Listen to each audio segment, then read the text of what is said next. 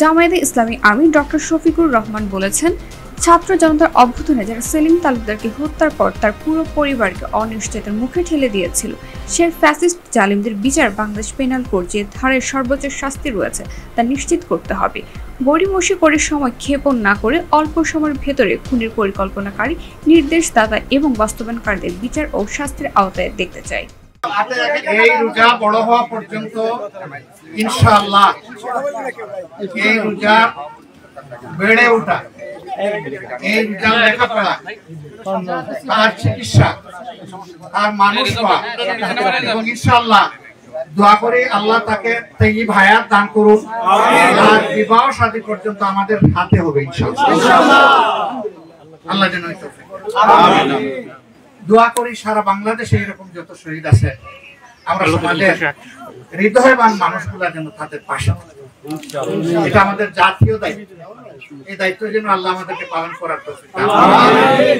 এর পাশাপাশি তার পিতাকে আল্লাহ মর্যাদাবান শহীদ হিসেবে কবুল করুন।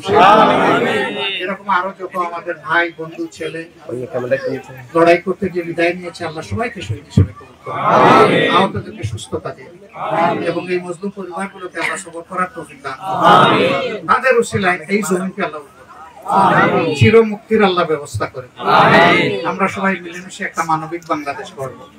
সেই বাংলাদেশ কেমন হবে, ওই বাংলাদেশ কেমনই হবে, প্রত্যেকটা মানুষের বুকে সাড়া দেবে এবং প্রথম সাড়া দেওয়ার দায়িত্ব থাকবে সরকার।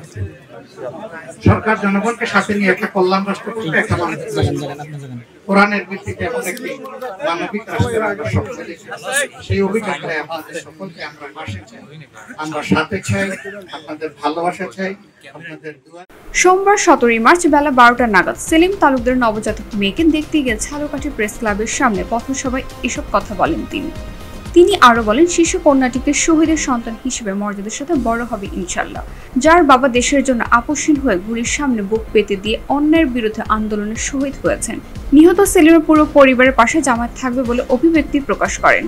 ঝালকাঠি জেলা আমির অ্যাডভোকেট হাফিজুর রহমান সভাপতিত্বে বিশেষ অতিথি ছিলেন সহকারী সেক্রেটারি ও বরিশাল অঞ্চল পরিচালক অ্যাডভোকেট মোয়াজ্জেম হোসেন হেলাল, ছাত্র শিবিরের দক্ষিণ সেক্রেটারি ডক্টর শফিকুল ইসলাম মাসুদ সহ জামায়াত ইসলাম ও অঙ্গ সংগঠনের অন্যান্য নেতাকর্মীরা উপস্থিত ছিলেন।